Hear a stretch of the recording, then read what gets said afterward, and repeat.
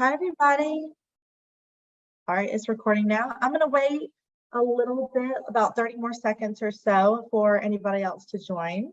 So we'll just wait a little bit longer. Thank you for being patient.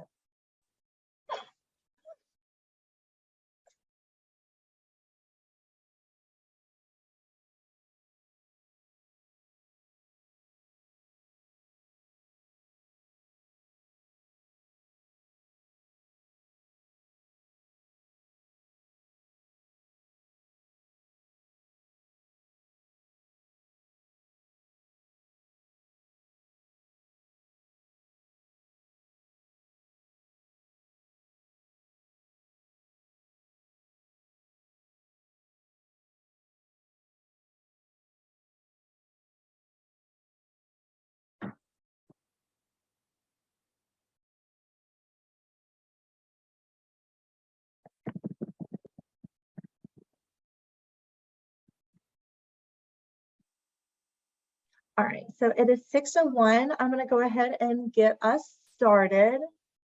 Thank you so much for joining us at the Tourette Association of America for Living with OCD, OCD as my superpower. This webinar is designed with young adults in mind. My name is Haley Carlton, and I'm the youth coordinator here at the Tourette Association of America. You will find resources in the chat section of this webinar, including our TAA Young Adult Guide. These resources are also available in hard copies by reaching out to support@tourette.org.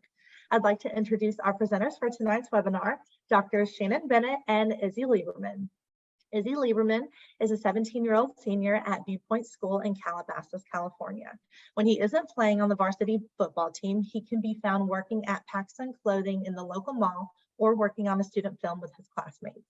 Diagnosed with Tourette at age 5, Izzy struggled with tics and intrusive thoughts throughout elementary school and middle school.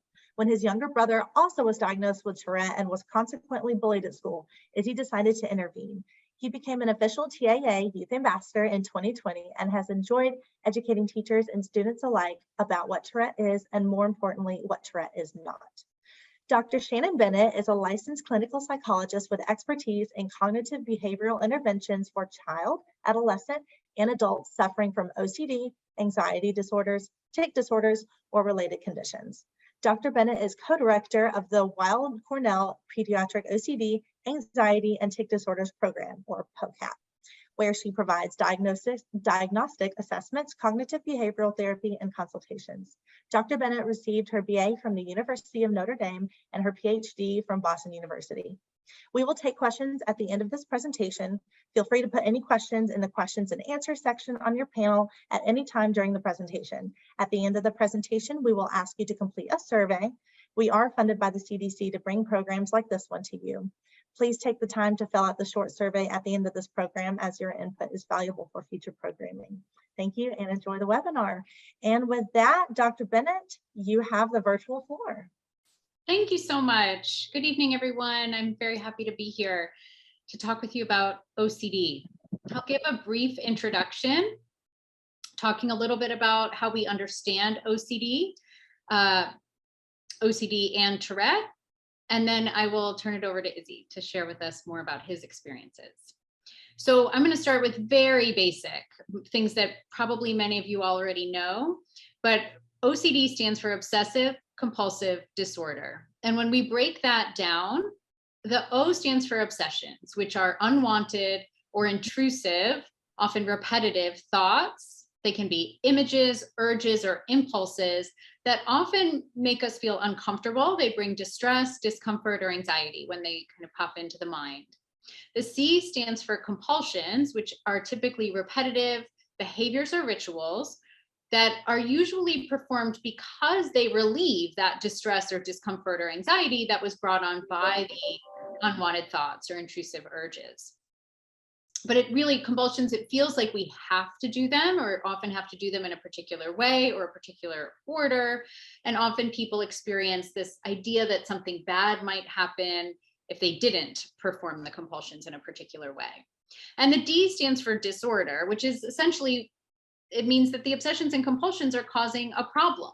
Often that means they're taking up too much time, or they're getting in the way of other things that we want or need to be doing, like school or work or social life or relaxation. And unfortunately, they create a cycle, and we'll talk more about this cycle. But the more we give in to the obsessions and the compulsions, the more we perform compulsions in response to obsessions, it tends to make them worse, and they can spread and they can grow and kind of balloon in a way that creates more and more problems. So a few experiences and examples, and we would love to hear more from Izzy and you all about your own experiences and examples, but some common ones are intrusive thoughts about contamination or sickness, and related compulsions about washing hands or cleaning, to feel like you're getting rid of those germs or contamination. Maybe having to line things up in a particular way or a particular order, upsetting or uncomfortable thoughts, feelings, or urges. There's often this fear of not being able to complete the compulsions in a particular way, or feeling very upset if you get interrupted while doing a compulsion or a particular routine, or you're asked to stop to do something else. And then sometimes that makes one feel like they have to start over at the beginning. So the good news about OCD is that we do have well-researched, well-established both behavioral treatments as well as medication treatments. And our sort of gold standard behavioral treatment for OCD is called exposure and response prevention. So this becomes a little bit of an alphabet soup, right? So ERP, exposure and response prevention, is a type of cognitive behavioral therapy, which we call CBT. And it's the CBT intervention for OCD. So it's a lot of letters, but exposure and response prevention is a specific treatment for OCD. It's a behavior therapy. There's decades of research supporting its effectiveness in decreasing compulsions and decreasing the stress associated with obsessions. And what exposure means, exposure essentially means experiencing something that we would rather avoid. It's exposing ourselves to an uncomfortable emotion at the most basic level, and that emotion that may be brought on by a situation or an experience. And response prevention means stopping yourself from engaging in a compulsion or some other behavior or some other form of avoidance, right? So we stop ourselves from engaging in the compulsion or behavior that would allow us to avoid the distress from the unwanted thoughts, feelings, or triggers. Right. So exposure means we allow ourselves to feel uncomfortable, perhaps like from a feeling contaminated, without washing our hands or doing the thing that would relieve that distress. Okay, so this is very hard. Exposure therapy is hard because it requires that we feel uncomfortable. We do the thing or put ourselves in the situation that we would rather avoid. It often means we have to feel more anxiety. But we do that in the service of learning how to deal with that anxiety and deal with those thoughts, feelings, and behaviors more effectively in a way that will then make the anxiety less over time. Okay, so it's a little bit about what we experience in the short term, right? Feeling more uncomfortable in the short term to have more benefit in the long term. When we avoid our feelings or when we're engaging in compulsions, it may relieve our distress in the short term, but it often tends to make things harder in the long term. Okay, so exposure therapy is kind of getting comfortable with feeling uncomfortable, right? We know how to deal with uncomfortable feelings throughout the rest of our life. Now, I will just add that when we engage in a compulsion, often in the moment, it's the most sort of rational decision that we might make. Because when we are upset by an obsession, when we get triggered and we feel anxious or we feel fearful, that's your body's fight or flight system firing and telling you that something is really wrong. But the problem is it's a false alarm. It's like a fire drill or a car alarm that's going off when no one's breaking into the car. So when we experience fear or distress from OCD, it's what we call a false alarm. And when we perform a compulsion to relieve that distress, it's like we're responding to the fire with all the fire trucks, but there's not actually a fire. So exposure is kind of retraining our brain. It's retraining our body's alarm system.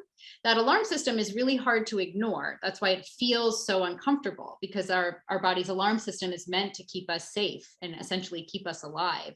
And we have to retrain our brain to know when we need that alarm to go off and when we don't need that alarm to go off. So exposure therapy helps to kind of recalibrate our system a little bit so it's working better for us and not making things more complicated than we need it to be. There's also a lot of medications, particularly SSRI medications, serotonin medications that can be helpful for OCD, and the combination of medication plus exposure and response prevention therapy can be very beneficial. So I'll talk a little bit about the difference between tics and OCD, because there's a lot of overlap here. So we know around 2 to 3%, sometimes up to 4 or 5% of the general population has OCD, but around 30 to 60% of people with Tourette syndrome have OCD, right? So, and early onset OCD, having OCD at a younger age, typically it can onset for people between the ages of 8 and 12, though this really can be different for different people. It can also start for people later in life. But the earlier it starts, that tends to be more we believe it to be more genetically related to having tics. And we also know that people who have tics and OCD may also have ADHD, anxiety. These things kind of genetically run together. And there can be some overlap, both in the symptoms that one experiences, but also in the treatment and how we learn to deal with them. Okay, so both OCD and tics create this cycle that we call negative reinforcement. And what that means, OCD and tics are negatively reinforced. And what that means, when something is reinforced, it means it happens again.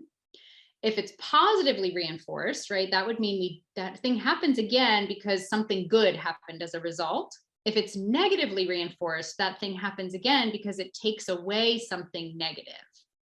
And we understand OCD and tics to be negatively reinforced because when we do a compulsion or even when we experience a tic, it takes away something negative or uncomfortable. But then it creates this cycle that the tics and the compulsions repeat themselves because it takes away something that is very uncomfortable or aversive. Okay, so compulsions, as I mentioned, relieve anxiety or stress or distress caused by the obsession, at least in the short term, not forever. Then the obsession comes back and we feel we have to do the compulsion again. And a tic, when we experience a tic, many people experience that as a feeling of relief from that uncomfortable sensation of the urge that happens right before a tic. So sometimes it can be hard to tell the difference between a tic or a compulsion. And the first question that I might ask is, what happens right before? Why do you think this is happening? And a compulsion is often to get rid of an anxiety or it's tied to a specific thought. If I don't do this thing, this other bad thing might happen. Whereas with a tic, it's more about a feeling for most people or a sensation like a premonitory urge. But sometimes it can be hard to know the difference. Sometimes with OCD, we may not have a specific thought. It can be just more of a feeling like I have to do this thing. So there are some behaviors that kind of fall in the middle. And often that falls into this category of what we call Tourettic OCD. And so obsessions that have to do with feeling like things need to be just right, symmetrical or precise, compulsions like ordering, counting, repeating things tend to fall in this middle category. And it's more common in people who have both Tourette syndrome and OCD. And we can use both exposure and response prevention or CBIT for some of the behaviors or compulsions that fall into this category, or for tics that fall into this middle category. For those of you who aren't familiar, CBIT stands for our Comprehensive Behavioral Intervention for Tics. Okay, so we have a variety of different behavioral interventions that we can choose from depending on whether we think these are tics or compulsions or maybe something in between. Some examples might be like a repeating, switching a light on and off until the switch makes just the right sound or feels just the right way, sharpening pencils until the point is perfect, or this not just right feeling. So putting books in a certain order because you're afraid of something bad happening, or because it just has to be this way, or I feel really bad, or like something might explode.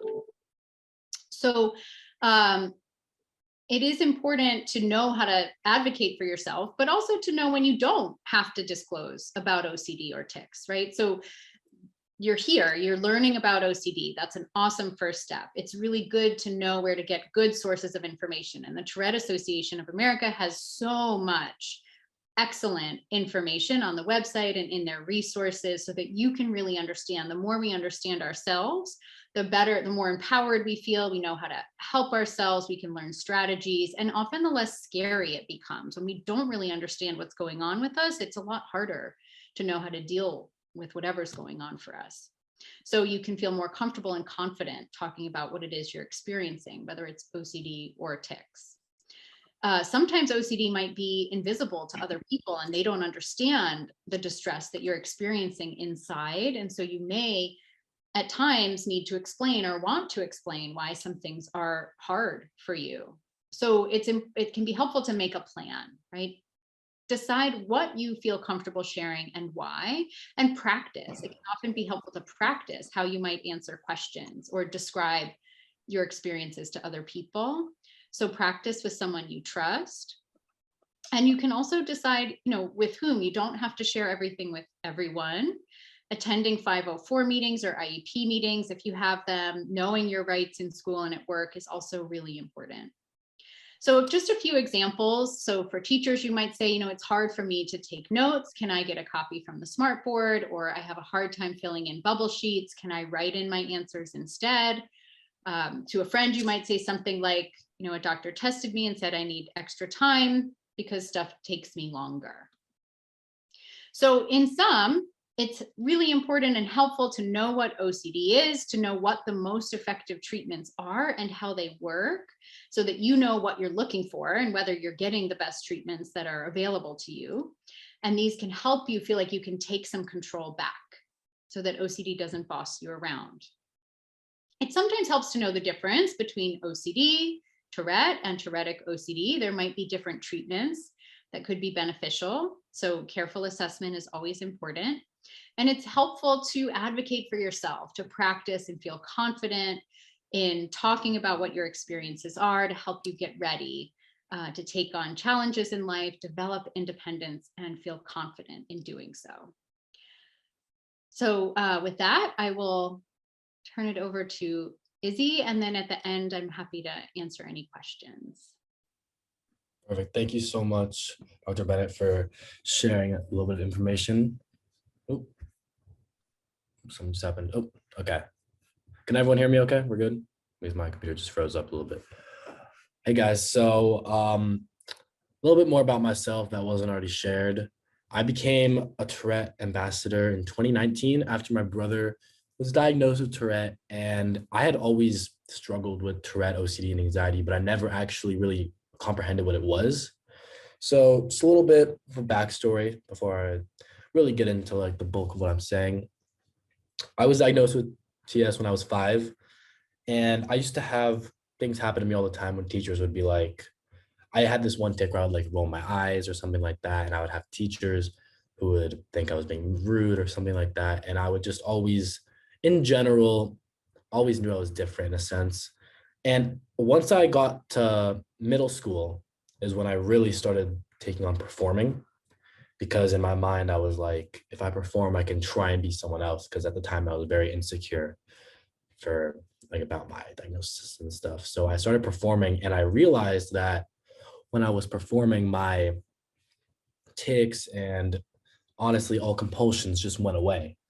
So I started using that as a self-expression. So I would sit there and I would pretend to be someone else, but it started morphing into this love for public speaking and this love for acting and all these great things. So seemingly as I got to high school, my tics started to fade away, but I did start getting lots of OCD, as Dr. Bennett was talking about.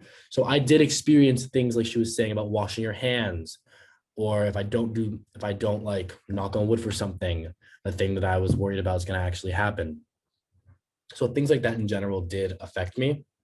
So the title of this presentation is Losing OCD as Your Superpower. And I know some people are probably thinking like, how can anything come out of this that's good? But I realized, so when I was performing, I do acting.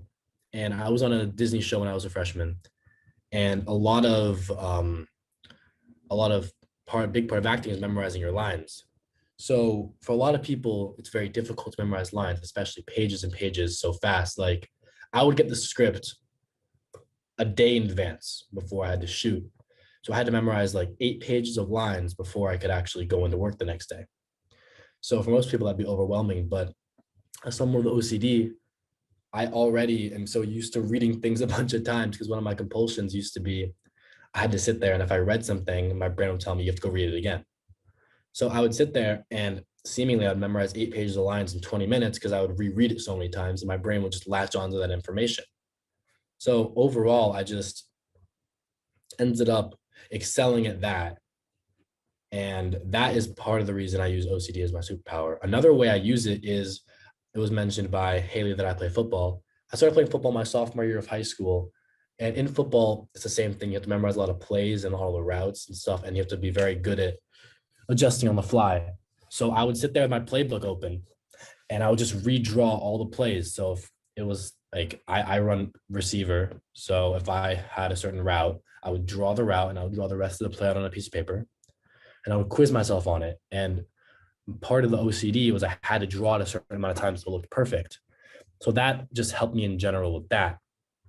And even when I give these talks, OCD helps because in my mind, I have to, before I give these, I have to repeat everything I want to say over and over again and look at my notes and this and that. So it's all very, definitely like it can be taken as a very stressful subject for some people. But if you choose to look at it in a light where it's like, if you choose to take it in a good way and try to be optimistic about it, then it can definitely improve parts of your life. Like, who knows, maybe some of you guys want to be actors after this, or want to be actresses, or want to take on public speaking, because you truly can do anything. Even with this diagnosis, you can truly do anything. And even I started even taking medication like Dr. Bennett was talking about for OCD. And that is a really good like solution. And also the great thing about exposure therapy is I have been through exposure therapy myself, and you can practice it without even going to therapy. I used to have this one tick when I used to wear glasses, and I have to take the glasses off my face and then like tap them on my head a couple times before I put them back on.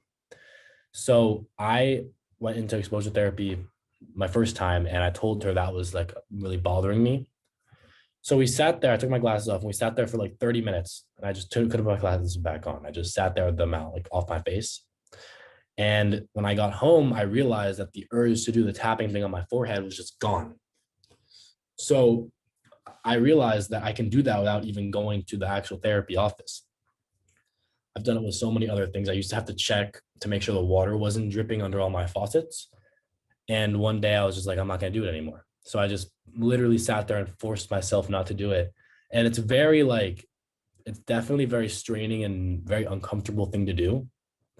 But in the end, it will work.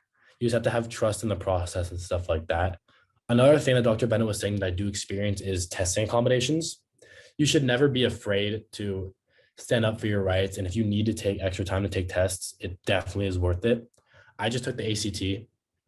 And I needed extra time because it does take me a while to fill out the bubbles on the Scantron.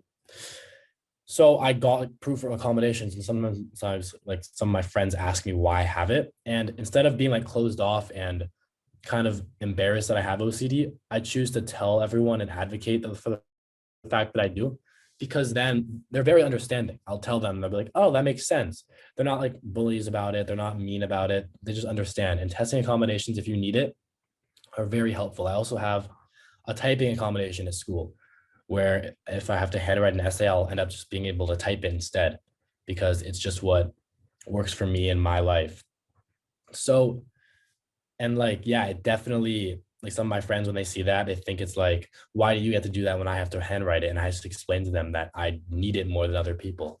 So it's definitely something that can be taken as a chore and that you like have to do these compulsions and stuff. But the mix with exposure therapy, medicine, and doing what I do and just taking into account that you can use it to your advantage in life is just really what helps me get through my day-to-day life. And even when I was in the show Sydney to the Max, I even got to play my character had testing accommodations in one of the episodes. So I got to actually play a character with testing accommodations, which was just super cool. And I felt super rewarding. And I just felt so great that I get to come on here and talk with you guys about all this stuff that just goes on in my life, because in the end, no one else is going to be able to talk about it as well as like someone who has it. So if any of you guys experience any of this stuff, you could so easily do what I'm doing right now, but talk to your friends about it or talk to other people who have it, because you never know what's going on with people. Like I've met people, I used to have a friend and I would talk to him about OCD all the time. And one day he came up to me and he was like, Izzy, I think I have OCD as well. And he would tell me some of the compulsions he did. And I would tell him to do the exposure therapy and stuff, but he didn't go to the therapist. I just told him what to do like at home. And we stopped being friends like a year ago, but a couple months ago, we ran into each other and he came up to me actually. And he was like, Izzy, I just wanted to tell, I know we don't really talk as much anymore, but I just want to tell you that the stuff with OCD you told me about really worked and it changed my life. He just told me that he doesn't experience any of the OCD things he used to experience. He doesn't experience any of the compulsions anymore because he did the exposure therapy on his own. So it's definitely something you have to put your mind to and focus on. But in the end, exposure therapy is a super great tool, and it works with anyone. It works with everything. So yeah, I mean, that's pretty much my story. I know we're like a little under time, but that's my story. I mean, if any of you guys have any questions about anything, you can definitely ask me right now in the chat. But yeah, that's about it. Thanks for sharing that, Izzy. That was really awesome. And I think really brought to life a lot of the PowerPoint stuff that I was talking about. I particularly loved what you said about trusting the process. Because as a therapist, when I explain exposure therapy to someone who's really living with this experience and the distress and anxiety, it's hard for them to trust me, really. Like they have to trust that I have gone through these experiences with people before, but to hear it from you, someone who's lived it, I think is so meaningful, and may make it easier for people to take that leap and put themselves on the line to try something that can be really hard.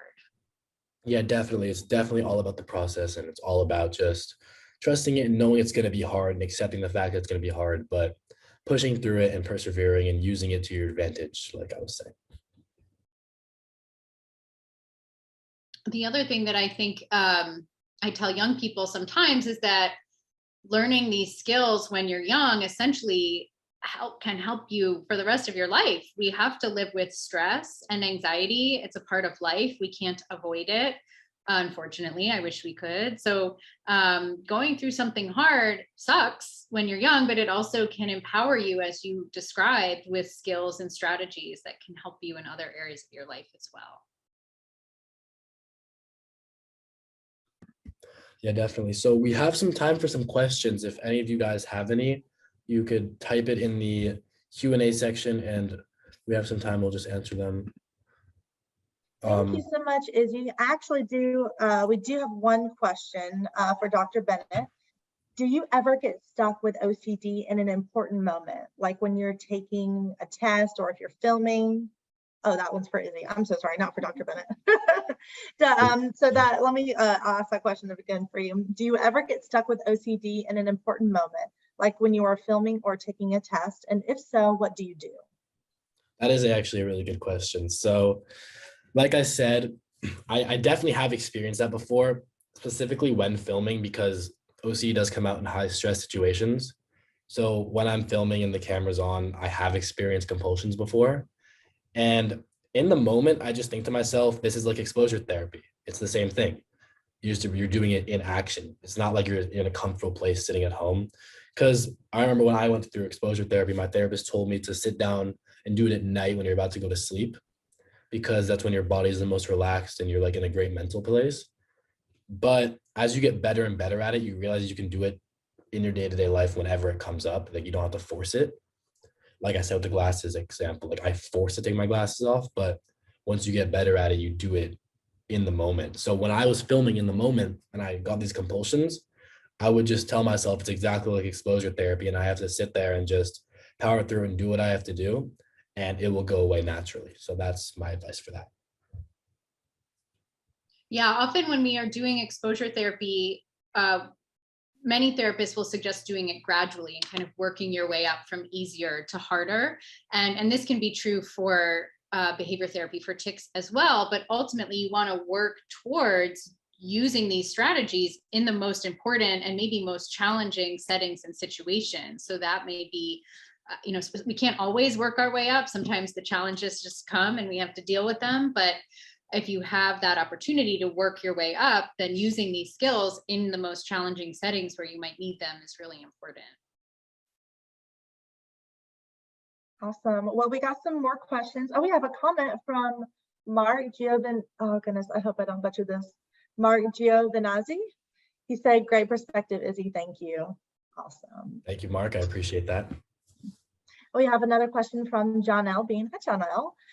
Is there a difference between obsessions and hypervigilance? It's hard to know if my obsessions / mental images about safety and danger could be OCD or if it's from trauma.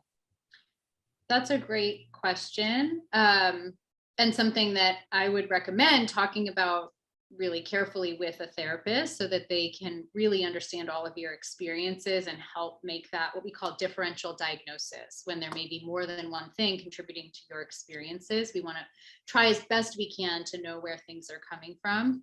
But it can be really hard to, again, as we talked about with OCD and Tourette, and trauma can make that really complicated. When we experience something traumatic, it changes the way we think, it changes the way our body responds. But some people may also have, if you have sort of a pre-existing OCD or a vulnerability towards OCD, it may, there may even be a little bit of both, where there may be an obsessive type of response. The thoughts still may fall into that category, but may be sort of colored by the past experiences that you've had. So it's complicated, and I can't specifically know the accurate answer for you without having spent much more time getting to know you. I think it's an important question to ask a therapist if you have one. And I can also share some ways to find well-trained therapists for OCD and Tourette and trauma. But just to know that stressful life experiences or traumatic life experiences can color anything that we're already experiencing, whether that's tics, whether that's OCD, or other types of anxiety.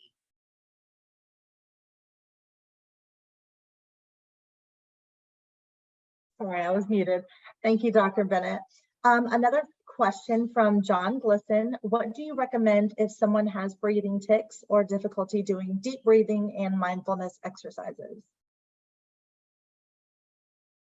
Izzy, is this something you have any tips on, or do you want me to take this one? I've never experienced any deep breathing tics before, so I don't think I can personally talk about that from experience. I think that's a tough one too, John, because I love deep breathing, and it's one of the first things that I often practice with people. I know it is also really hard for a lot of people, and it can take a lot of practice, but particularly if you have breathing tics, it can be really complicated. So again, working with a therapist as best you can, when we come up with a competing response for tics, it's a collaborative process between me and the person that I'm working with. So I might have suggestions, but it's really important that the person I'm working with tries it out while we're in session together, and then tells me this works, this doesn't work. This might work for me in some situations, but it's not going to work for me in these other situations. So it's a little bit of a trial and error process. And then you may go and try it out for a week and see when it worked, when it didn't work, how well it worked. But a couple things with breathing tics that we try to work on when we're coming up with a competing response. Deep breathing is a go-to competing response for any vocal tic, including a breathing tic, but we would want to try to, as best we can, if this makes sense, the competing response would be the opposite of the airflow that produces the tic, if that makes sense. So if the tic is breathing out through your nose, then the competing response might be slowly breathing in through your nose. And if it's breathing in through your mouth, then the competing response would be the opposite, like slowly breathing out. So I don't know if that in particular is something that may be helpful to try out a little bit. It does often take a lot of practice. As I've mentioned, these behavioral treatments are challenging and take practice. The other thing that I sometimes add after I've practiced breathing, this is again just something that works for some people if you want to give it a try. A couple things actually. Relaxing your jaw can help some people, just kind of relaxing your lower jaw.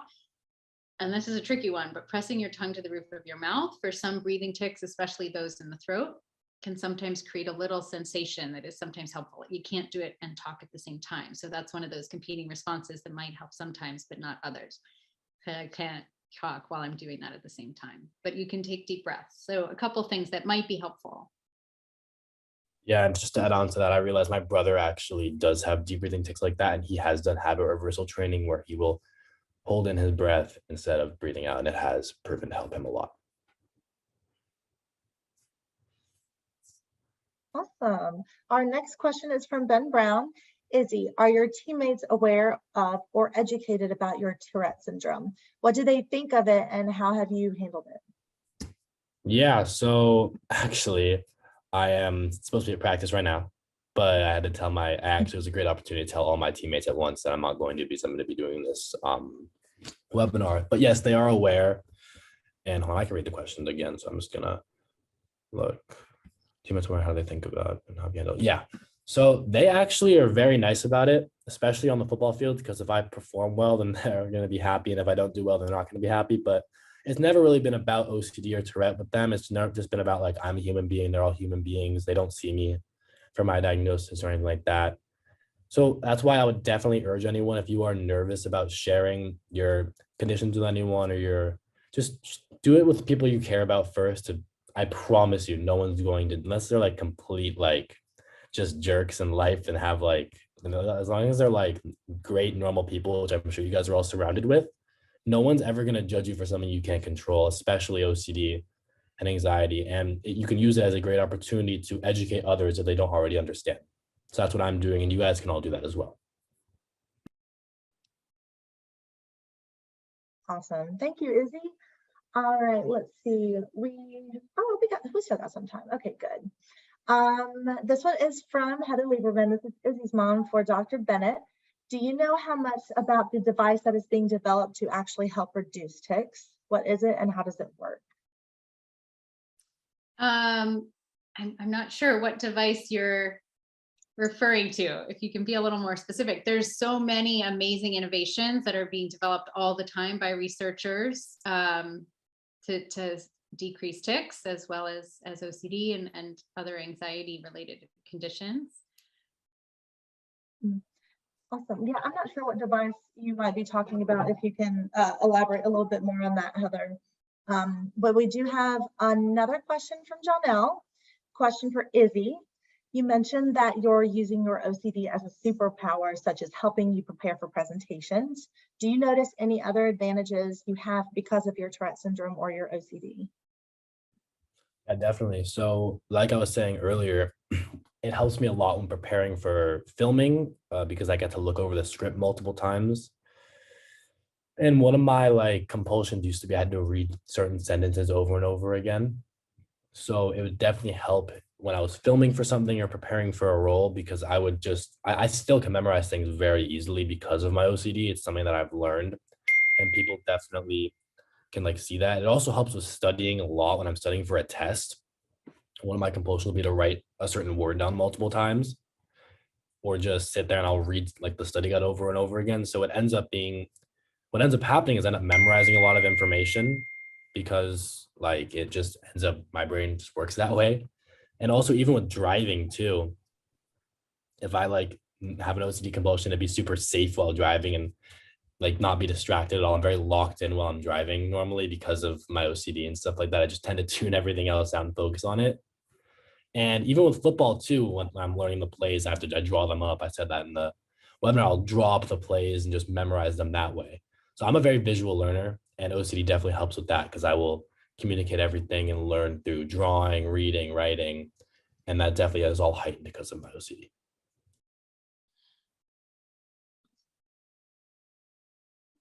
Awesome. Thank you so much, Izzy and Dr. Bennett. I think those are the last of our questions right now. Oh, wait, no, I think we just got another one. Okay, from John Glisson. Sorry about that. How do you make adults believe you when you say that you are ticking. I have targeting ticks that focus on people, and I think I'm just purposefully saying what I'm saying, and that Tourette is just an excuse. I think what they're asking is how to make adults believe you when you say that you're ticking. Yeah, I mean, I'll let Dr. Bennett talk about like what to do, but from experience, what I've done when people don't believe me is I'll just say, okay, you don't have to believe me, but it's true. Or sometimes I've even seen people carry like a diagnosis card around with them or something to, I mean, it's a really hard thing to answer just because in my life, I don't really necessarily need to prove anything to anyone. And that's how I go about my life is if someone doesn't believe me, then I don't really, I kind of ignore them and just think, okay, they think whatever they want because I know that it's true. But if you're in a situation where like it's beneficial for you, then maybe you can talk to a teacher or someone who knows and is someone who's super educated on it, or you can even direct them to me. I'll leave my phone number in here and you can even direct them to me. So if they need to talk to someone about it, I'm always here. Yeah, I agree. And John, I'm sorry that you've had this experience. I see you've said you've had a proof of diagnosis for people and they still don't trust you. So I think that's why webinars like these and programs like the Youth Ambassador Program are so valuable, so that people can be educated about what Tourette is and what it is not, and to raise awareness and decrease stigma. Sometimes having that card that explains this is, I have this is why certain things are outside of my control. But we can't always control the way people will respond to us, no matter what it is that we're experiencing with other people. So I think, as he said, we can focus on our own reactions and share the information that you have earnestly, and look for those people who will be on your side and on your team and support you. Awesome. Thank you so much, Dr. Bennett. Do we have any more questions? If so, you can put them in the Q&A box.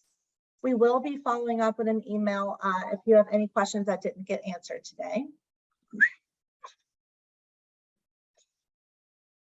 This is a great time to fill out the survey using the link in the chat that Wendy put in for you. Your feedback is very important to us so we can continue providing quality programming here at the TIA. So I also left my phone number in the chat. If any of you guys have questions, you can text me. That's how I respond. Like, I know email is what everyone is saying, but I'm much better at responding to texts because that's how I do it. But if you guys ever need anything or just advice on anything or have questions for me personally, you can text me and I'll be there.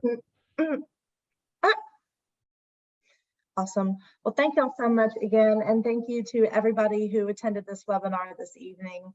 And to our wonderful presenters, Dr. Bennett, Izzy, you were both very insightful and inspiring. It was a pleasure listening to you both.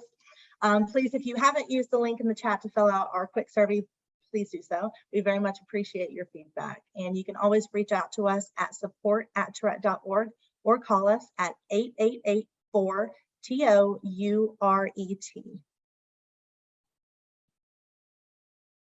Thank you guys so much for coming again. Thank you all so much.